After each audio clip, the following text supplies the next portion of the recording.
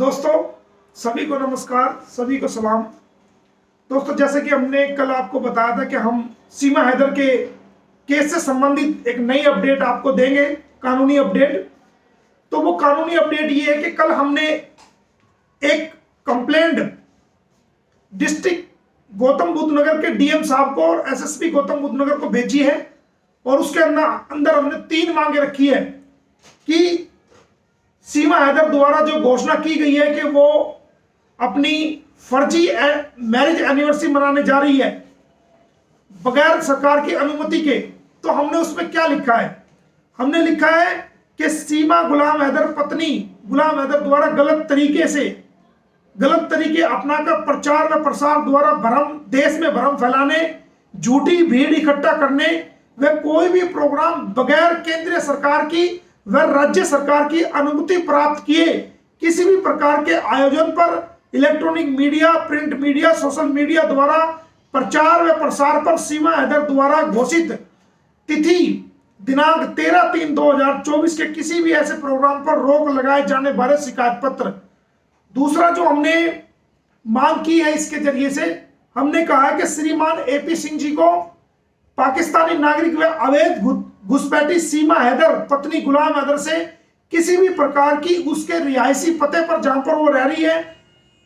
पूर्ण रूप से उसकी मुलाकात पर पाबंदी लगाई जाए, कानूनी पाबंदी लगाई जाए। और अगर उनको मिलना है तो वो केवल कोर्ट परिसर में सीमा से मिल सकते हैं। उनके घर पर जाने पर, रबूपुरा जाने पर उन पर पूर्ण रूप से पाबंदी लगाई जाए, क्योंकि वहां जाकर वो इस तरह के बयान दे रहे हैं जिससे देश की आपसी भाईचारा खराब हो सकता है और 2 समुदायों में किसी भी प्रकार का झगड़ा फसाद हो सकता है और लॉ एंड ऑर्डर जो है वो खराब हो सकता है। और एक वकील एडवोकेट एक्ट के तहत वो बाध्य है, वो क्लाइंट के घर किसी भी रूप में नहीं जा सकता। आपको मिलना है, कोर्ट में मिलिए। तो हमने प्रशासन से मांग की है कि एपी सिंह जी के सीमा हैदर के रिहाइश पते जहां पर वो हाल रुकी हुई है वहां जाने पर पूर्ण रूप से पाबंदी लगाई जाए, क्योंकि वो हमेशा मीडिया वगैरह को लेकर जाते हैं, और पूर्ण रूप से उस कवरेज पर पाबंदी लगाई जाए। नंबर 3, हमने तीसरी मांग ये की है कि रबूपुरा से बाहरी किसी भी व्यक्ति को सीमा गुलाम हैदर से मिलने पर पूर्ण रूप से पाबंदी लगाई जाए तुरंत प्रभाव से, क्योंकि भारत की कानून व्यवस्था व समाज में सांप्रदायिक सौहार्द बनाए रखने, लॉ एंड ऑर्डर को मेंटेन रखने तथा भारत की आंतरिक सुरक्षा को बनाए रखने के लिए, किसी भी प्रकार की अप्रिय घटनाओं को रोकने के लिए इन तीनों मांगों को प्रशासन द्वारा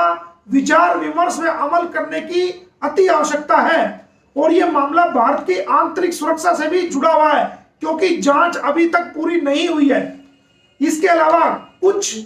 जो लीगल पॉइंट्स हैं उनको भी उठाया गया है। यह कि 13/3/2024 को पाकिस्तानी नागरिक सीमा गुलाम हैदर द्वारा एक भीड़ इकट्ठी करने की पूरी योजना की गई है, जिसे घोषित किया गया है कि वह फर्जी मैरिज एनिवर्सरी के रूप में मनाने की तैयारी कर रही है, जबकि यह पाकिस्तानी महिला तलाकशुदा नहीं है और किसी प्रकार का तलाक ना भारत में हुआ है ना पाकिस्तान में गुलाम हैदर से हुआ है। तो भारत के किसी भी कोर्ट में भी इसका तलाक नहीं हुआ है। गिरफ्तारी के समय सीमा के कब्जे से 2 जो पासपोर्ट बरामद हुए हैं उन पर भी उसके पति गुलाम हैदर का नाम लिखा हुआ है। जो वीजा नेपाल का बरामद हुआ है उसके अंदर भी उसके पति का नाम लिखा हुआ है। और जो उसके 4 बच्चे रघुपुरा पुलिस द्वारा उससे गिरफ्तारी के वक्त रिकवरी किए गए हैं, उनके 4 पासपोर्ट में गुलाम हैदर का फादर के रूप में और सीमा के पति के रूप में और सीमा का माता के रूप में उनके अंदर नाम लिखा हुआ है। इसके अलावा एक मैरिज सर्टिफिकेट जो कि गुलाम हैदर और सीमा हैदर के बीच शादी हुई थी, वो पाकिस्तान सरकार द्वारा जारी किया गया है। वो प्रमाण पत्र भी सीमा के पोजेशन से रिकवरी हुआ है, जिसके अंदर साफ तौर पर उसके पति का नाम लिखा हुआ है। जो जमानत सीमा ने आवेदन किया था जेवर कोर्ट के अंदर, उसके अंदर भी खुद को गुलाम हैदर की पत्नी दिखाया है। और जो ऑनरेबल कोर्ट से जमानत के आदेश हुए हैं उसके अंदर भी गुलाम हैदर को सीमा की वाइफ दिखाया गया है। इसके अलावा जो मैंने एक कोर्ट में याचिका लगाई थी, उसके अंदर भी जो है वो ऑनरेबल कोर्ट ने उसको गुलाम हैदर की वाइफ माना है। अब कुछ सवाल हमने उठाए हैं कि जब सभी दस्तावेजों व कानूनी आदेशों व कानूनी दस्तावेजों से व खुद के कबूलनामे से, जो कि पुलिस द्वारा जिसको अरेस्ट किया गया था, इसने खुद कबूलनामा किया था कि मैं सीमा हैदर वाइफ ऑफ गुलाम हैदर, तो उस कबूलनामे में भी खुद को ये अपनी गुलाम हैदर की पत्नी दिखा रही है और अभी तक कोई तलाक नहीं हुआ है। तो किस हैसियत से वो फर्जी एनिवर्सरी देश के लोगों को गुमराह करने के लिए सोशल मीडिया के माध्यम से वो घोषणा करी है? किस आधार पर ये मैरिज एनिवर्सरी वो मनाने की बात करी है, जबकि वो अभी तक तलाकशुदा नहीं है? तो जो कानूनी रूप से अभी तक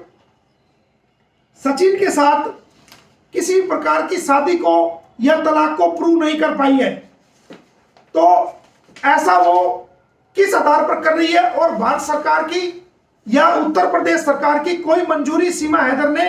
इस प्रोग्राम को करने के लिए नहीं ली गई है, और ना ही उसने कहीं पर अपना मैरिज पंजीकृत कराया, रजिस्ट्रेशन कराया है, जिससे वो ये शो कर सके कि वो सचिन की वाइफ है। ना कोई डिवोर्स का पेपर आज तक सामने आया है। अतः देश की कानून व्यवस्था को बनाए रखने के लिए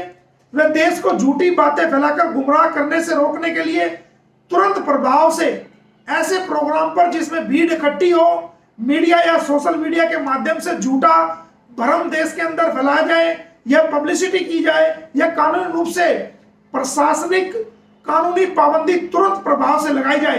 ताकि देश के अंदर भ्रम ना फैले, कानून व्यवस्था बनी रहे और देश की आंतरिक सुरक्षा भी बनी रहे। जब तक भारत सरकार द्वारा उसे इस प्रकार की कोई अनुमति ना दी जाए, ऐसा प्रोग्राम बिल्कुल ना सरकार होने दे। उसके अलावा